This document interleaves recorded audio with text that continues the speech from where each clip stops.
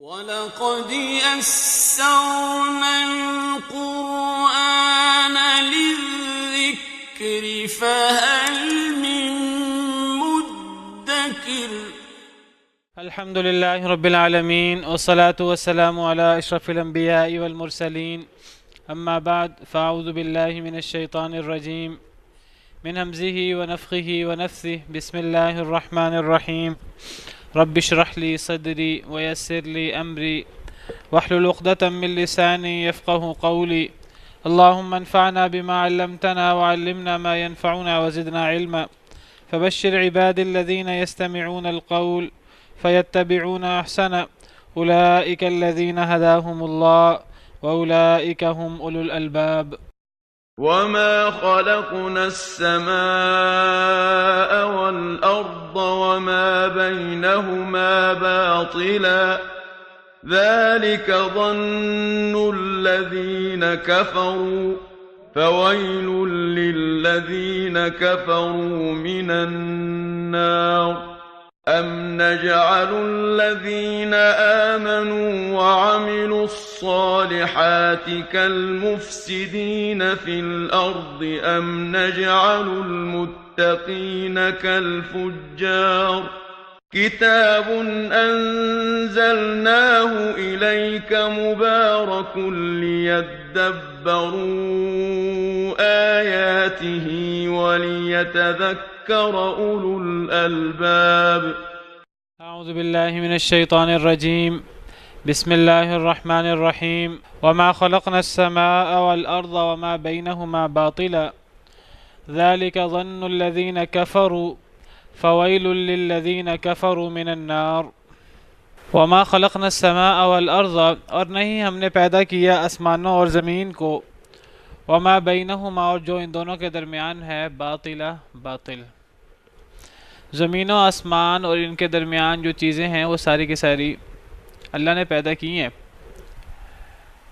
زمین و آسمان اور ان کے درمیان جو کچھ ہے یہ ایک محاورہ ہے جس کے اندر ہر چیز آ جاتی ہے یعنی ہر چیز اللہ نے پیدا کی ہے اور اللہ تعالیٰ فرماتے ہیں کہ یہ جو زمین و آسمان اور ان کے درمیان ہر چیز ہے یہ تمام چیزیں جو اللہ نے پیدا کی ہیں اللہ فرماتے ہیں ہم نے یہ چیزیں نہیں پیدا کی باطل ہم نے یہ سب چیزیں بے مقصد اور فضول پیدا نہیں کی ان کا کوئی نہ کوئی مقصد ہے اور وہ مقصد کیا ہے وہ مقصد یہ ہے کہ اللہ نے ایک فیصلے کا دن رکھا ہے یہ دنیا آزمائش کا گھر ہے اور اللہ نے ایک فیصلے کا دن رکھا ہے اور اس فیصلے کے دن اللہ کے سامنے حاضری ہوگی بعث بعد الموت ہوگی اور پھر انسان دیکھے گا کہ انسان نے جو عمل کیا اچھا یا برا پھر اس عمل کا محاسبہ ہوگا اللہ کے ہاں الا من تولی وکفر فیعذبہ اللہ العذاب الاکبر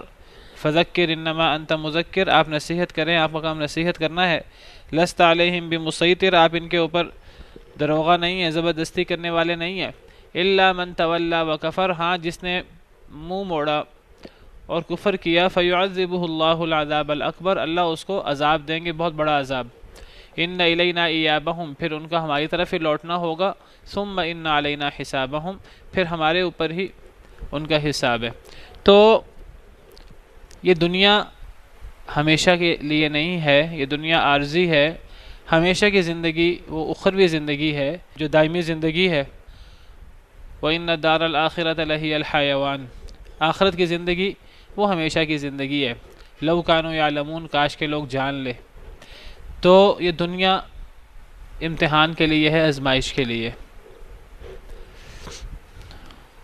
جب یہ دنیا امتحان کے لیے ہے تو یہ دنیا در حقیقت دارالجزا نہیں ہے یہ دنیا در حقیقت دارالجزا نہیں ہے دارالجزا ہے فیصلے کا دن ان یوم الفصل میقاتہم اجمعین فیصلے کا دن سب کے لیے اللہ نے وعدہ مقرر کیا وہ ہے فیصلے کا دن اور اس میں دودھ کا دودھ پانی کا پانی ہوگا یہ دنیا یوم الفصل نہیں ہے یہ دنیا یوم الدین نہیں ہے دارالجزا نہیں ہے اور یہ بہت بڑا مغالطہ ہے ایک بہت سارے لوگ سیکولر لوگ یا دہریہ قسم کے لوگ جو دین پر مذہب پر اللہ پر ایمان نہیں رکھتے تو وہ ایک بہت بڑی دلیل یہ دیتے ہیں کہ اگر کوئی ہمارا رب ہوتا، ہمارا خالق ہوتا، اللہ ہوتا، تو دنیا کے اندر جو ہے وہ ظالموں کی رسی دراز نہ ہوتی۔ وہ کہتے ہیں دنیا کے اندر اتنا ظلم کیوں ہو رہا ہے اور لوگ اتنا ظلم کیوں کر رہے ہیں دوسروں پر، تو اس کا جواب یہ ہے کہ یہ دنیا جو ہے یہ دارالجزا نہیں ہے، دارالجزا فیصلے کا دن ہے۔ اللہ نے اس کو فیصلے کا دن بنایا ہے۔ دنیا آزمائش کا گھر ہے اور اس میں آزمائش ہوتی ہے، کسی کی کم کسی کی زیادہ، اور جس اللہ نے پیدا کیا ہے اس کو پتہ ہے اللہ نے کس کو کم دینا ہے، کس کو زیادہ دینا ہے، کس کی کم آزمائش کرنی ہے، کس کی زیادہ آزمائش کرنی ہے۔ یہ سب چیزیں اللہ رب العالمین کے ہاتھ میں ہیں۔ دنیا میں بھی جس نے زیادتی کی ہو اس کا بدلہ مل جاتا ہے، لیکن لازمی نہیں کہ اسے دنیا میں ہی پورا بدلہ ملے۔ یہ بھی ممکن ہے اسے بدلہ مل جاتا ہو اور ہمیں پتہ نہ لگتا ہو، لیکن یہ بات ہمیں یاد رکھنے والی ہے کہ دنیا جو ہے یہ سب کچھ نہیں ہے۔ اگر دنیا سب کچھ ہو تو پھر تمام اعمال کا اچھا یا برا صلہ یہاں ملے، تو دنیا سب کچھ نہیں ہے، اصل ہے آخرت۔ تو یہ دنیا اللہ نے بے مقصد نہیں بنائی، یہ دنیا اللہ نے فضول کھانے پینے سونے کے لیے عیش و عشرت کرنے کے لیے نہیں بنائی، بہت بڑا مقصد ہے اس دنیا کا۔ اور نہیں پیدا کیا ہم نے آسمان اور زمین اور جو ان دونوں کے درمیان ہے باطل، فضول اور بے مقصد اللہ نے نہیں بنایا، بہت بڑا مقصد ہے ان کا۔ وہ مقصد کیا ہے؟ انسان دنیا کے اندر محنت کرے اور وہ آخرت کے لیے محنت کرے، وہ مقصد آگے آ رہا ہے۔ اللہ فرماتے ہیں کہ ہم نے آسمان اور زمین اور جو ان دونوں کے درمیان ہے انہیں باطل یعنی بے مقصد نہیں بنایا۔ ذالک ظن الذین کفروا، یہ گمان ہے ان لوگوں کا جنہوں نے کفر کیا، یہ کافروں کا گمان ہے۔ کون سا؟ کہ دنیا بے مقصد ہے، دنیا کھانے پینے کے لیے عیش کرنے کے لیے ہے، دنیا کے اندر کوئی مقصد نہیں ہے ہمارا جو اللہ کی طرف سے مقرر ہو۔ انہوں نے دنیا کو کھانے پینے اور عیش و عشرت کا ذریعہ بنایا ہوا ہے۔ ان کی ساری تگ و دو، ساری محنت، ساری کوشش وہ صرف دنیا بنانے کے لیے اور عیش کرنے کے لیے، دنیاوی طور پر مال اور اقتدار کمانے کے لیے ہے۔ بچپن سے لے کے بڑا ہونے تک تعلیم اور کاروبار اور جاب اور جتنا کچھ ان کی محنتیں ہیں وہ ساری کے ساری صرف اور صرف دنیا کو بہتر بنانے کے لیے۔ یہ کافروں کا گمان ہے کہ دنیا بے مقصد ہے۔ کافر چاہے منہ سے کہیں کہ ہماری زندگی کا مقصد صرف کھانا پینا ہے اور ہماری زندگی کا کوئی اور مقصد نہیں ہے، چاہے وہ یہ بات منہ سے کہیں، چاہے یہ بات وہ منہ سے نہ کہیں، لیکن ان کا عمل یہ بات کرے، چاہے وہ زبان حال سے، چاہے وہ زبان قال سے یہ بات کہیں، چاہے زبان حال سے یہ بات کہیں۔ یہ کافروں کا گمان ہے۔ کافر یہ بات سمجھ سکتے ہیں، مومن اللہ پر ایمان رکھنے والا وہ کبھی بھی اپنی منزل دنیا کو نہیں بناتا، دنیا کے عیش و عشرت کو نہیں بناتا۔ وہ جو بھی کام کرتا ہے وہ آخرت کے لیے، اپنے رب کو راضی کرنے کے لیے، اپنی اصل زندگی کو بہتر بنانے کے لیے یہ کرتا ہے۔ یہ کافروں کا گمان ہے۔ فویل للذین کفروا من النار، بس ہلاکت ہے کافروں کے لیے آگ سے۔ بس ایسے کافروں کے لیے آگ ہے جو دنیا کو بے مقصد سمجھتے ہیں۔ جو دنیا کو بے مقصد سمجھے گا وہ آخرت کے لیے محنت نہیں کرے گا، جو آخرت کے لیے محنت نہیں کرے گا وہ صرف اپنی دنیا کے لیے محنت کرے گا۔ اب دنیا کی محنت اس کے لیے سب کچھ ہے، اب دنیا کی محنت ہی اسی کے لیے جو ہے وہ ساری کامیابی ہے، اور اب دنیا کا عروج اور دنیا کا مال و دولت اسے جیسے بھی ملے، اب وہ کسی پر ظلم کر کے ملتا ہے، کسی کے حق مارنے سے ملتا ہے، کسی کی حق تلفی کر کے اسے ملتا ہے، چوری ڈاکے سے ملتا ہے، وہ تو جیسے بھی اسے وہ ملے گا تو وہ دوسرے کی حق تلفی کرے گا، اگر وہ سمجھے کہ سب کچھ دنیا ہی ہے۔ تو یہ کافروں کا گمان ہے، اور کافروں کے لیے آگ کا عذاب ہے، اللہ نے آگ کا عذاب تیار کر رکھا ہے۔ اور کافروں کے لیے آگ کا عذاب کس وجہ سے ہے؟ اس وجہ سے کہ وہ آخرت پر ایمان لانے کو تیار نہیں ہے۔ کوئی بھی کام وہ آخرت کے لیے، اللہ کو راضی کرنے کے لیے نہیں کرتے۔ وہ کوئی اچھا کام بھی کریں اپنی دنیا کے لیے کرتے ہیں، باقی اچھا کام کرتے ہی نہیں ہیں وہ۔ ایک اور آیت کریمہ میں فرمایا افحسبتم انما خلقناکم عبثا وانکم الینا لا ترجعون، کیا پس تم نے گمان کیا ہے کہ ہم نے تمہیں فضول پیدا کیا ہے کیا تمہارا یہ گمان ہے کہ ہم نے تمہیں بے مقصد بیکار پیدا کیا ہے دنیا میں صرف کھانے پینے کے لیے؟ اللہ نے اس مقصد کے لیے پیدا نہیں کیا، ہمارا مقصد کچھ اور ہے، بہت بڑا مقصد ہے۔ یہ کھانا پینا تو ہماری ضرورت ہے، اس کو صرف ضرورت کے حد تک رکھنا چاہیے۔ زندگی گزارنے کے لیے، ٹائم پاس کرنے کے لیے ہمیں کھانا پینا پڑتا ہے۔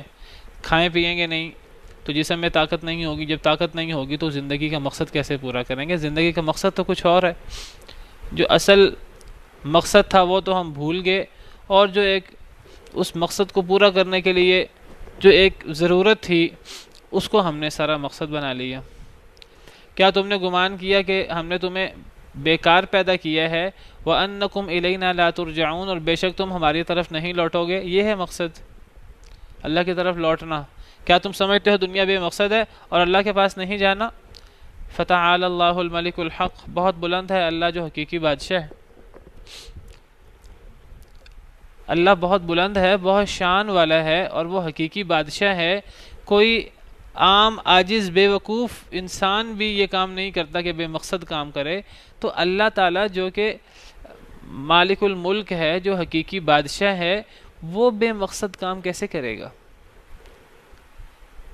کوئی انسان کوئی کام کرتا ہے دنیا کے اندر، کوئی کام کرتا ہے، کاروبار کرتا ہے، جاب کرتا ہے، کسی شہر کا سفر کرتا ہے، کسی وجہ سے سفر کرتا ہے، ایسے ہی نہیں کرتا۔ اس کے ذہن میں کچھ بھی نہ ہو اور وہ سفر کر رہا ہو، ایسے نہیں ہوتا۔ کوئی نہ کوئی اس کا مقصد ہوتا ہے، اچھا ہو یا برا، دینی ہو یا دنیاوی۔ ایک انسان جو کام کرتا ہے اس کا کوئی نہ کوئی مقصد ہوتا ہے۔ انسان چھوڑیں، جانور جو کام کرتے ہیں، وہ جانور بھی ان کا وہ جتنا سا محدود سا مقصد انہوں نے رکھا ہوتا ہے وہ کام کرتے ہیں اس مقصد کے لیے۔ تو جب ایک عاجز اور ناقص مخلوق کوئی کام ایک مقصد کے ساتھ کرتی ہے تو حقیقی بادشاہ، بادشاہوں کا بادشاہ جو اللہ ہے، تو بہت بڑا عیب ہے کہ ہم یہ کہیں کہ اللہ نے دنیا بے مقصد بنا دی ہے۔ اللہ نے دنیا بنا دی کہ بس انسان کھائیں پئیں۔ اللہ نے تو دنیا اس لیے نہیں بنائی، اللہ نے تو دنیا کسی اور مقصد کے لیے بنائی ہے۔ اگر انسان اس کو کھانے پینے میں گزار دے، گویا کہ وہ اللہ کے اس دیے ہوئے مقصد کا منکر ہے، اور جو اللہ کے اس دیے ہوئے مقصد کا منکر ہو تو اللہ اس کو عذاب دیں گے۔ پھر اللہ نے تو دنیا میں کھانے پینے کو سب کچھ بنا لینا، اللہ نے تو اس لیے نہیں بھیجا۔ تو اللہ فرماتے ہیں کہ اللہ بلند ہے اس سے۔ اور یہ جو لفظ فتعال ہے، فتعالی ہے، یہ تعالی کا لفظ آتا ہے جہاں اللہ کی کوئی توہین کی جائے، جہاں اللہ کا کوئی نقص بیان کیا جائے تو وہاں اللہ لفظ تعالی لاتے ہیں، یا سبحان کا لفظ لاتے ہیں۔ جہاں اللہ کے ساتھ شرک کیا جائے یا اللہ کی توہین کی جائے، آپ نے اکثر پڑھا ہوگا، وہاں اللہ تعالیٰ لاتے ہیں تعالی اللہ عما یقولون علوا کبیرا، اللہ بلند ہے اس سے جو یہ کہتے ہیں، بہت بلند۔ یا اللہ وہاں فرماتے ہیں سبحان اللہ عما یشرکون، اللہ پاک ہے جو یہ شرک بیان کرتے ہیں۔ تو یہاں اللہ نے اپنے لیے لفظ تعالی کا لفظ استعمال کیا، گویا کہ اگر پچھلی آیت میں جو اللہ نے لوگوں کا طریقہ اور لوگوں کا عقیدہ بیان کیا کہ لوگ سمجھتے دنیا بے مقصد ہے اور اللہ کے پاس نہیں جانا، یہ اصل میں اللہ کی توہین ہے۔ یہ اللہ کی توہین ایسے ہے کہ جب ایک ناقص مخلوق بے مقصد کام نہیں کرتی تو اللہ جو حقیقی بادشاہ ہے، اتنا عظیم رب ہے، آگے آ رہا ہے لا الہ الا ہو، جس کے علاوہ کوئی معبود برحق نہیں، اور وہ عرش کریم کا رب ہے۔ تو عرش کا رب جو ہے وہ ایک ناقص مخلوق کو ایک کام بے مقصد نہیں کرتی، عرش کریم کا رب حقیقی بادشاہ بے مقصد کام کیسے کرے گا؟ اللہ کی توہین ہے یہ کہ یہ سمجھا جائے اللہ نے دنیا بے مقصد بنا دی۔ فرمایا کہ ایسے کافروں کے لیے پھر آگ کا عذاب ہے۔ ام نجعل الذین آمنوا وعملوا الصالحات کالمفسدین فی الارض ام نجعل المتقین کالفجار۔ اب جو لوگ دنیا کو بے مقصد سمجھتے ہیں اور انہوں نے کھانے پینے کو ہی، دنیا کی کامیابی اور ترقی کو ہی اپنا سارا مقصد بنایا ہوا ہے، ان کے لیے اللہ فرماتے ہیں کہ آگ کا عذاب ہے۔ اللہ ان کو کیوں آگ کا عذاب دیں گے؟ اس کی وجہ کیا ہے؟ اللہ نے آخرت کیوں بنائی ہے؟ جو دنیا کا حقیقی مقصد ہے آخرت، جہاں آخرت کے اندر ہر چیز کا حساب کتاب ہوگا، وجہ اس کی یہ ہے ام نجعل الذین آمنوا وعملوا الصالحات کالمفسدین فی الارض، کیا ہم کر دیں ان لوگوں کو جو ایمان لائے اور نیک عمل کرتے رہے، کالمفسدین فی الارض، مانند ان لوگوں کے جو زمین میں فساد کرتے ہیں۔ اگر آخرت نہ ہو، اگر دنیا کا کوئی مقصد نہ ہو، یہ دنیا اسی طرح کھانے پینے میں عیش و عشرت میں گزر جانی ہے، اور آخرت ہے نہیں، سب نے مٹی میں مل جانا ہے، اور مرنے کے بعد پھر اخروی زندگی نہیں ہے۔ تو جو دنیا کے اندر ظلم کرتے ہیں، جو دنیا کے اندر فساد کرتے ہیں، اب دنیا کے اندر تو ہم دیکھتے ہیں کہ کما حقہ پورا بدلہ نہیں ملتا۔ دنیا کے اندر میں نے ذکر کیا کہ کبھی کبھی بدلہ مل بھی جاتا ہے، لیکن لازمی نہیں ہے دنیا کے اندر بدلہ ملے، اور جو دنیا کے اندر بدلہ ملتا ہے وہ کم ہوتا ہے، وہ پورا بدلہ نہیں ہوتا۔ اب لوگ اسی پہ اعتراض کرتے ہیں، ایتھیسٹ اور دہریے لوگ یہی اعتراض کرتے ہیں، اللہ کے نہ ہونے کی بات کرتے ہیں، کہتے ہیں اگر اللہ ہوتا انصاف والا تو دنیا کے اندر ظلم نہ ہوتا۔ ہم کہتے ہیں دنیا کے اندر ظلم ہوتا ہے، وہ ظلم اللہ نہیں کر رہے، وہ ظلم تو انسان پہ کر رہے، اللہ تو ظلم نہیں کر رہے۔ اللہ تو فرماتے ہیں کہ ظلم نہ کرو، اور اللہ تو ظلم سے روکتے ہیں۔ ظلم تو انسان پہ کر رہا ہے، اور اللہ نے دنیا کے اندر آزمائش رکھی ہے، اور اللہ نے آخرت رکھی ہے جہاں دودھ کا دودھ پانی کا پانی ہونا ہے۔ جیسے ابھی میں نے آیت پڑھی ان یوم الفصل میقاتہم اجمعین، کہ فیصلے کا دن سب کے لیے اللہ نے مقرر کر رکھا ہے، وہاں سارا دودھ کا دودھ پانی کا پانی ہو جائے گا۔ وہاں تو انسان جانوروں سے بھی بدلہ لیا جائے گا۔ اگر ایک سینگوں والی بکری بے سینگ والی بکری پر سینگوں کے ذریعے ظلم کرتی ہے تو قیامت کے دن انہیں بھی زندہ کیا جائے گا، اور قیامت کے دن اگر کسی بکری نے دوسری بکری پر زیادتی کی ہوگی تو اس کو اس سے بدلہ دلوا کر پھر ان کو مٹی بنا دیا جائے گا۔ ان کے لیے جنت جہنم نہیں ہے، کیونکہ وہ عقل مند نہیں ہیں، شعور والے نہیں ہیں، اللہ نے ان کو اختیار نہیں دیا، ان کے لیے جنت جہنم نہیں ہے۔ لیکن انصاف ان سے بھی ہوگا قیامت کے دن، چھوٹی سے چھوٹی چیز اچھی ہو یا بری انسان آخرت میں دیکھ لے گا۔ تو اللہ نے دنیا کو دار الجزا قرار ہی نہیں دیا، اللہ نے یہ فرمایا ہی نہیں۔ جو لوگ اعتراض کرتے ہیں کہ دنیا کے اندر انصاف نہیں ہوتا، اللہ نے یہ فرمایا ہی نہیں کہ میں نے سارے بدلے دنیا کے اندر لے لینے۔ یا تو اللہ کا یہ دعویٰ ہو، اللہ کا یہ دعویٰ ہے اللہ انصاف والے ہیں، وہ انصاف آخرت میں ہوگا، اللہ نے تو یہ فرمایا ہے جگہ جگہ، وہ آخرت میں ہوگا، اسی لیے یہ آخرت کی زندگی ہے اور جو حقیقی زندگی ہے۔ دنیا کے اندر کبھی انصاف نہیں ہو سکتا، آپ یہ بات یاد رکھیے۔ دنیا کے اندر اگر کوئی کسی پہ ظلم بھی کرے، زیادتی بھی کرے، کیا ہوگا کہ اس کو پکڑ لیا جائے گا، اور پکڑ کر اس کو سزا دے دی جائے گی۔ لیکن ایک شخص کو زیادہ سے زیادہ موت کی سزا دی جا سکتی ہے، علیکم السلام۔ موت کی سزا اس شخص کو دی جا سکتی ہے جس نے کسی کو قتل کیا ہے، یا جس نے کوئی زمین کے اندر فساد کیا ہو۔ لیکن ایسا شخص جس نے ایک نہیں 10 لوگوں کو قتل کیا، اب آج کل اخبار کے اندر خبر گرم ہے کہ ایک پیر صاحب نے، جو بھی پیر پکڑا جاتا ہے وہ جعلی پیر ہو جاتا ہے۔ پہلے سارے پیر اصلی ہوتے ہیں، جیسے کہ پکڑا جائے تو بعد میں یہ اعلان ہوتا ہے جی جعلی پیر صاحب نے یہ کام کر دیا۔ وہ پیر صاحب پہلے جو ہے نا بالکل اصل ہوتے ہیں، وہ جیسے پکڑے جائیں تو جعلی ہو جاتے ہیں، اللہ معاف کرے۔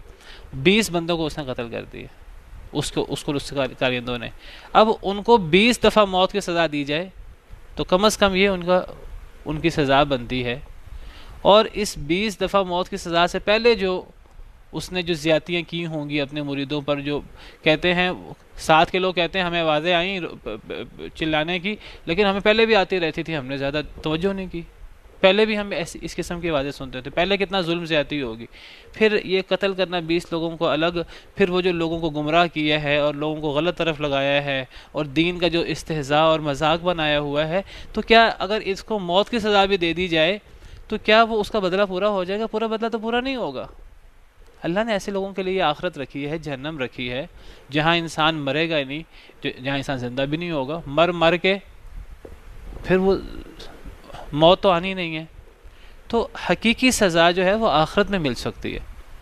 ایسے لوگ بھی ہیں جو 100 لوگوں کو، جو ہزاروں کو، لاکھوں لوگوں کو قاتل ہیں۔ پچھلے دنوں میں پڑھ رہا تھا کہ دنیا کے اندر کس نے سب سے زیادہ قتل کیے ہیں، ایسے لوگ ہیں جو ملینز لوگوں کے قاتل ہیں، جو ملینز لوگوں کے قتل کا باعث بنے ہیں۔ اب ایسے لوگوں کو اگر ان کی قبروں سے نکال کر بھی اگر انہیں سزا دی جائے تو کیا سزا دی جا سکے گی؟ ان کی زندگی میں اگر انہیں سزا دی گئی ہو، موت کی سزا دی جا سکتی ہے، ایک دفعہ موت کی سزا۔ جتنوں کو انہوں نے قتل کیا وہ اگر ایک بندے کی جگہ پر بھی موت کی سزا دی جائے تو ایک بندے کا تو ایک دفعہ سے زیادہ موت کی سزا نہیں دی جا سکتی۔ تو دنیا کے اندر انصاف ہو ہی نہیں سکتا۔ اب جس شخص نے جو ہے وہ کراچی کے اندر فیکٹری کو آگ لگا دی تھی، اور فیکٹری کے اندر جو ہے وہ 300 لوگ جل مرے تھے، اللہ معاف کرے. اب اس کی سزا وہ ایک دفعہ بھی اس کو پھانسی دے دیجیے. پہلی بات ہے اس کو پھانسی دنیا کے اندر اللہ کا نظام قائم ہی نہیں ہے، اور پہلے جو ہے وہ اتنا لمبا کیس ہو جاتا ہے، پھر جو ہے وہ ہمارے ہاں رشوتیں اور دیگر چیزیں، سزا ملتی نہیں. اگر مل بھی جائے تو وہ تو اگر اس کو موت کی سزا بھی مل جائے تو وہ ایک بندے کی جگہ پر اسے موت کی سزا ملے گی، باقی 299، اور یہ بھی نہیں پتا کہ اس کے علاوہ اس نے کتنے قتل کیے ہیں ابھی اور کتنی ظلم زیادتی کی ہے. تو یہ بات یاد رکھیے، دنیا جو ہے یہ فیصلے کی اور دودھ کا دودھ پانی کا پانی ہونے کی جگہ ہے ہی نہیں. یہ اللہ کا کہیں بھی دعویٰ نہیں ہے کہ میں نے دنیا کے اندر انصاف کرنا ہے. اللہ نے دنیا امتحان کے لیے رکھی ہے، انصاف آخرت میں ہونا ہے، وہ ہے فیصلے کا دن. ہذا یوم الفصل جمعناکم والاولین، یہ فیصلے کا دن ہے. آج ہم نے تمہیں بھی اکٹھا کر لیا اور پچھلے تمام لوگوں کو بھی اکٹھا کر لیا. فَإِن كَانَ لَكُمْ كَيْدٌ فَكِيدُونَ، آج تم کوئی چال چل سکتے ہو، اگر آج تم اللہ کی پکڑ سے بچ سکتے ہو تو آج بچ کے دکھاؤ. اس دن کوئی نہیں بچ سکے گا. آخرت ہے فیصلے کا دن. جب وہ فیصلہ ابھی ہوا نہیں تو اللہ فرماتے ہیں، اور جو لوگ آخرت کا عقیدہ نہیں رکھتے، اللہ یہ عقلی دلیل دے رہے ہیں.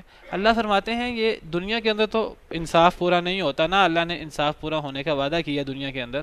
تو اللہ فرماتے ہیں کہ کیا ہم ایمان والوں کو، نیک عمل کرنے والوں کو ان لوگوں کی طرح کر دیں جو زمین میں فساد کرتے ہیں.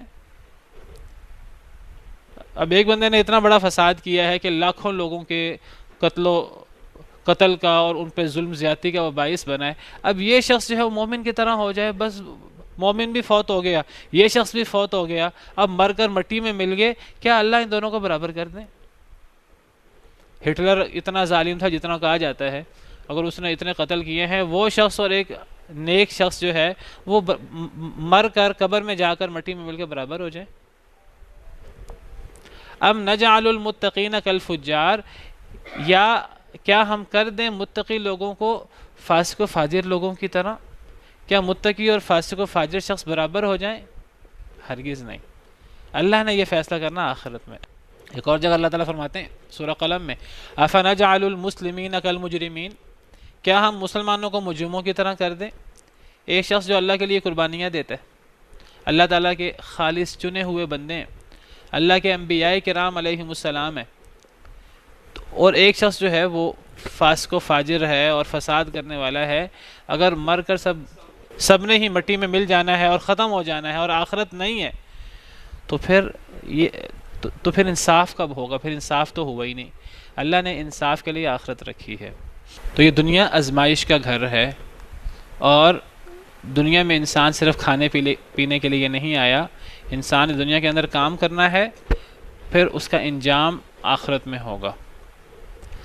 اسی لیے اللہ تعالیٰ فرماتے ہیں کتاب انزلناہ الیک مبارک، یہ کتاب اسے ہم نے نازل کیا ہے آپ کی طرف، مبارک، بڑی بابرکت کتاب ہے، لیدبروا آیاتہ، تاکہ وہ تدبر کریں، غور و فکر کریں اس کی آیات میں، ولیتذکر اولو الالباب، اور تاکہ نصیحت پکڑیں عقل مند لوگ.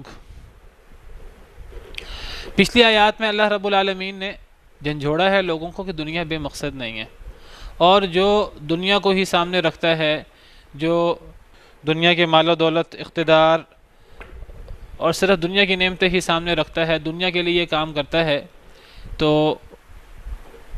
یہ لوگ جو ہیں وہ غلطی پر ہیں. اللہ نے صرف دنیا نہیں رکھی، اللہ نے آخرت بھی رکھی ہے. پچھلی آیات میں اللہ نے ان لوگوں کا رد کیا ہے جو یہ سمجھتے ہیں، جو آخرت پر ایمان نہیں لاتے، یا اگر آخرت پر زبان سے ایمان رکھتے بھی ہیں لیکن ان کا عمل جو ہے وہ ایسا نہیں ہے کہ وہ آخرت کے لیے عمل کریں. پچھلی آیات میں اللہ تعالیٰ نے مذمت کی ہے جو لوگ آخرت کے لیے کام نہیں کرتے، جو لوگ اللہ سے ڈرتے نہیں ہیں، ان لوگوں کی مذمت کی ہے. اس آیت کریمہ میں اللہ تعالیٰ نے اب گویا کہ دنیا کا جو مقصد ہے وہ بیان کیا. دنیا کا مقصد کیا ہے؟ پھر اگر اللہ نے دنیا بے مقصد نہیں بنائی تو پھر دنیا اللہ نے کس کام کے لیے بنائی ہے؟ قرآن کریم کے کئی آیات میں اللہ نے وہ مقصد مختلف الفاظ میں بیان کی ہے. الفاظ مختلف ہو سکتے ہیں، اس کی حقیقت وہ ایک ہی ہے. وہ مقصد کیا ہے؟ یہاں اللہ تعالیٰ نے جو جن الفاظ میں وہ مقصد بیان فرمایا ہے، وہ مقصد اللہ تعالیٰ کے الفاظ میں یہ ہے کہ ہم نے ایک کتاب اتاری ہے جس کا نام قرآن ہے. اس کتاب کو ہم نے نازل کیا آپ پر اے اللہ کے نبی صلی اللہ علیہ وسلم. اس قرآن کو ہم نے آپ پر نازل کیا ہے. یہ بڑی بابرکت کتاب ہے. یہ بابرکت کتاب ہے، اللہ کا کلام ہے، اللہ کا مبارک کلام ہے، اللہ تعالیٰ کی مبارک صفت ہے. دنیا کے اندر وہ چیز جو اللہ کی مخلوق نہیں ہے، اس دنیا کے اندر ہر چیز اللہ کی مخلوق ہے، لیکن یہ کتاب جو ہے یہ اللہ کی مبارک صفت ہے، اللہ کا کلام ہے، بہت بابرکت کتاب ہے. تو یہ اللہ نے مبارک کتاب اس لیے اتاری ہے لیدبروا آیاتہ، تاکہ لوگ تدبر کریں اس کی آیات میں، لوگ اس کی آیات میں تدبر کریں، لوگ اس کتاب کو سیکھیں، سمجھیں، اس کو حفظ کریں، اس کو پڑھیں، اور صرف لفظی طور پر پڑھنے کی بجائے اس کو سمجھیں بھی، ترجمہ بھی پڑھیں، اس کا مفہوم پہ غور و فکر کریں. تدبر گہرا غور و فکر، تاکہ لوگ اس کے آیات میں گہرا غور و فکر کریں. وَلِيَتَذَكَّرَ أُولُو الْأَلْبَابِ، اور صرف غور و فکر اکیلا کافی نہیں ہے، بلکہ غور و فکر کرنے کے بعد پھر تاکہ عقل مند لوگ نصیحت بھی پکڑیں، پھر لوگ عمل بھی کریں اس کے مطابق. یہ کتاب ہم نے نازل کی ہے، بڑی بابرکت کتاب ہے. اب اس کتاب کو پڑھنا، سیکھنا، اور پھر اس پر غور و فکر کرنا، غور و فکر کر کے پھر غور و فکر صرف اپنے لیے نہیں کرنا، پھر خود بھی غور و فکر کرنا ہے، دوسروں کو بتانا بھی ہے، پھر اس پہ عمل بھی کرنا ہے، پھر عقل مند لوگ نصیحت بھی پکڑیں. یہ ہے جو اللہ تعالیٰ نے یہاں دنیا میں آنے کا مقصد بیان کیا ہے. امت محمدیہ کے لیے یہ مقصد ہے کہ وہ اللہ کی کتاب کے یہ حقوق پورے کریں. یہ ہے ہمارا اس دنیا میں آنے کا مقصد قرآن کریم کی اس آیت کے روشنی میں. دیگر آیات میں الفاظ فرق ہیں، مفہوم وہاں بھی یہی ہے، وہ ابھی میں آپ کے سامنے رکھتا ہوں اذان کے بعد انشاءاللہ. پچھلی آیات کریمہ میں اللہ تعالیٰ نے مذمت کیا ان لوگوں کی جو دنیا کو بے مقصد گزارتے ہیں، اور یہ آیت نمبر 29 میں اللہ تعالیٰ نے مقصد بیان کیا ہے اس آخری امت کے لیے، کہ اس آخری امت کے لیے، امت محمدیہ کے لیے علی صاحبہ الصلاۃ والسلام، ان کے لیے زندگی کا مقصد کیا ہے؟ اللہ کی کتاب. اللہ کی کتاب سے ناطہ جوڑ لیں اپنا، اللہ کی کتاب کو اپنا اوڑھنا بچھونا بنا لیں، اور اس کتاب میں تدبر کریں، غور و فکر کریں، گہرائیاں اس کی حاصل کریں، اس کی ترجمہ تفسیر غور و فکر کریں، دوسروں کو بھی سکھائیں، دوسروں کو بھی بتائیں، اور پھر نصیحت پکڑیں، عمل بھی کریں. پھر اس کے مطابق جو کچھ پڑھا ہے، سیکھا ہے، پھر اس پر عمل کریں. یہ ہے اس امت کے لیے دنیا میں آنے کا مقصد. اور یہ صرف اس امت کے لیے نہیں ہے، سیدنا آدم علیہ السلام سے لے کر قیامت تک آنے والے ہر شخص کے لیے یہی مقصد ہے دنیا میں آنے کا، کہ دنیا میں وہ آئے گا.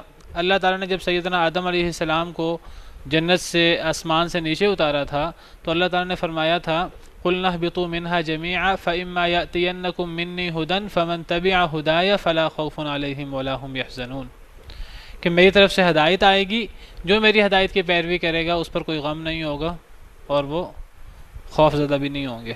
وَالَّذِينَ كَفَرُوا وَكَذَّبُوا بِآيَاتِنَا، اور جو ہماری آیتوں کا انکار کریں گے، ہماری آیتوں کو جھٹلائیں گے، اولئک اصحاب النار، وہ آگ والے ہوں گے، ہم فیہا خالدون، وہ اس میں ہمیشہ رہیں گے. گویا کہ سیدنا آدم علیہ السلام کے اترنے کے ساتھ ہی زندگی کا مقصد متعین ہو گیا. اللہ کی وحی آئے گی، اس وحی کو ماننا ہے، اس وحی پر عمل کرنا ہے. یہاں بھی یہی بات ہے، اس وحی پر غور کرنا ہے، اور اس وحی میں تدبر کرنا ہے، اور تدبر کر کے پھر تذکر کرنا ہے، پھر نصیحت بھی پکڑنی ہے. عقل مند لوگوں نے، سب سے بڑا عقل مند وہ ہے جو قرآن سیکھے، سمجھے، اور حقوق پورے کرے، دوسروں کو سکھائے اور عمل کرے.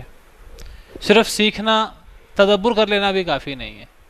تدبر کر کے انسان عمل ہی نہ کرے، ایسا علم حاصل کرے جو علم اس کو فائدہ نہ دے، تو یہ علم تو اس کے لیے فائدہ مند ہونے کی بجائے نحوست کا باعث بن جائے گا. اور ایسے علم سے پناہ مانگی گئی ہے. نبی صلی اللہ علیہ وسلم کی دعا تھی اللہم انی اعوذ بک من علم لا ینفع، اے اللہ میں آپ کی پناہ میں آتا ہوں اس علم سے جو نفع نہ دے.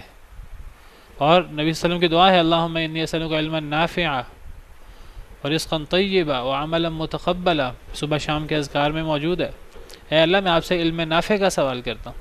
علم نافع کون سا ہے؟ وہ علم کہ جس کے ساتھ انسان عمل بھی کرتا ہے. سیدنا علی رضی اللہ عنہ کی طرف منسوب قول ہے، وہ فرمایا کرتے تھے کہ العلم یہتف بالعمل وان اجابہ والا ارتحل، کہ علم فوند کرتا ہے عمل کو، علم عمل سے رابطہ کرتا ہے.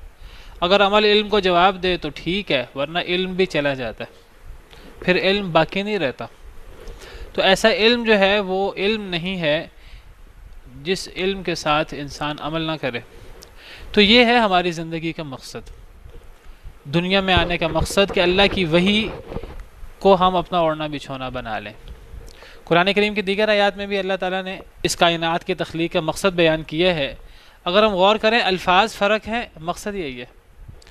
مثال کے طور پر سورہ ملک میں اللہ تعالیٰ فرماتے ہیں الذی خلق الموت والحیات لیبلوکم ایکم احسن عملا. سورہ ملک کی دوسری آیت ہے. اللہ تعالیٰ فرماتے ہیں اللہ وہ ذات ہے جنہوں نے موت اور زندگی کو پیدا کیا. یہ ہم دنیا کے اندر آتے ہیں، پھر ہم مر جاتے ہیں، پھر ہم زندہ ہوتے ہیں. یہ زندگی موت، یہ سارا سلسلہ جو اللہ نے سارا رکھا ہے، کیوں رکھا ہے؟ لیبلوکم ایکم احسن عملا، تاکہ اللہ تمہیں آزمائیں کہ تم میں سے کون اچھا عمل کرتا ہے. وہو العزیز الغفور، اللہ بہت ہی غالب اور بہت ہی معاف کرنے والا ہے. کوئی کمی کوتاہی ہو جائے، اگر انسان کا عقیدہ ٹھیک ہو، اگر اس کی لائن درست ہو، کوئی کمی بیشی ہو جائے، اللہ معاف کرنے والے ہیں. تو بتایا کہ دنیا میں ہم اس لیے آئے ہیں، زندگی موت اللہ نے اس لیے بنائی ہے کہ اللہ دیکھیں اچھا عمل کون کرتا ہے. اور اچھا عمل کیا ہوگا؟ وہ جو اللہ کی وحی میں ہوگا، وہ جو قرآن میں ہوگا. قرآن پڑھنے سے پتہ لگے گا اچھا عمل کون سا ہے. یہ نہیں فرمایا کون زیادہ عمل کرتا ہے، کون اپنی مرضی سے عمل کرتا ہے. یہ فرمایا اچھا عمل کون کرتا ہے. اور اچھا عمل وہی ہے جس کو اللہ اچھا کہیں، جس کو اللہ بتائیں کہ میں اس عمل سے راضی ہوتا ہوں، وہ عمل اچھا ہوتا ہے. اور اس کا عمل کا پتہ ہی وحی سے لگتا ہے، وحی کے بغیر اس کا پتہ نہیں لگ سکتا. اس کے اندر کثرت وہ اللہ کو مطلوب نہیں ہے، اس کے اندر یہ ہے کہ کرنا کیا ہے، اور وہ پتہ لگے گا وحی سے. وہی بات کہ کتاب انزلناہ الیک مبارک لیدبروا آیاتہ. ایک اور آیت کریمہ میں فرمایا وما خلقت الجن والانس الا لیعبدون، میں نے نہیں پیدا کیا جنوں اور انسانوں کو مگر تاکہ وہ میری عبادت کریں. اس آیت کریمہ میں جنوں اور انسانوں کی تخلیق کا مقصد اللہ نے اپنی عبادت بتایا، اور یہ حصر کا انداز ہے. میں نے صرف اور صرف جنوں اور انسانوں کو اس کام کے لیے پیدا کیا. کچھ لوگ کہتے ہیں جی یہ کائنات اللہ نے، زمین و آسمان، انسان، جن اللہ نے بنائے ہیں نبی کریم صلی اللہ علیہ وسلم کے لیے، اور اس کے لیے حدیث پیش کرتے ہیں کہ لولاک لما خلقت الافلاق، اگر آپ نہ ہوتے تو میں یہ افلاق بناتا ہی نہ. موضوع گھڑی ہوئی حدیث ہے جس کی کوئی سند ہی نہیں ہے. آج تک اس کی کوئی سند ہی نہیں بیان کر سکا. حدیث ہے ہی نہیں. یہ کسی شخص نے اپنی طرف سے کوئی الفاظ گھڑ کے نبی صلی اللہ علیہ وسلم کی طرف منسوب کر دی ہے، نبی کریم صلی اللہ علیہ وسلم تک جس کی سند ہی نہیں ہے. موضوع حدیث ہے، نبی صلی اللہ علیہ وسلم کے الفاظ ہی نہیں ہیں. اگر اللہ تعالیٰ نے یہ دنیا نبی کریم صلی اللہ علیہ وسلم کے لیے بنائی تھی تو پھر نبی کریم صلی اللہ علیہ وسلم کو کائنات کی ابتدا سے ہونا چاہیے تھا.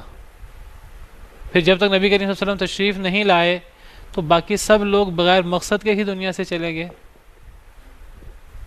وہ بھی دنیا سے چلے گئے، پھر ان کا تو اللہ معاف کرے زندگی کا مقصد ہی پورا نہیں ہوا. سیدنا آدم علیہ السلام، سیدنا نوح علیہ السلام، انبیاء کرام علیہ السلام، سیدنا ابراہیم علیہ السلام اللہ سے دعا کر کے گئے اے اللہ تعالیٰ میری اولاد میں وہ شخصیت پیدا کرنا جو یہ کام کرے. اللہ نے ان کی دعا پوری کی.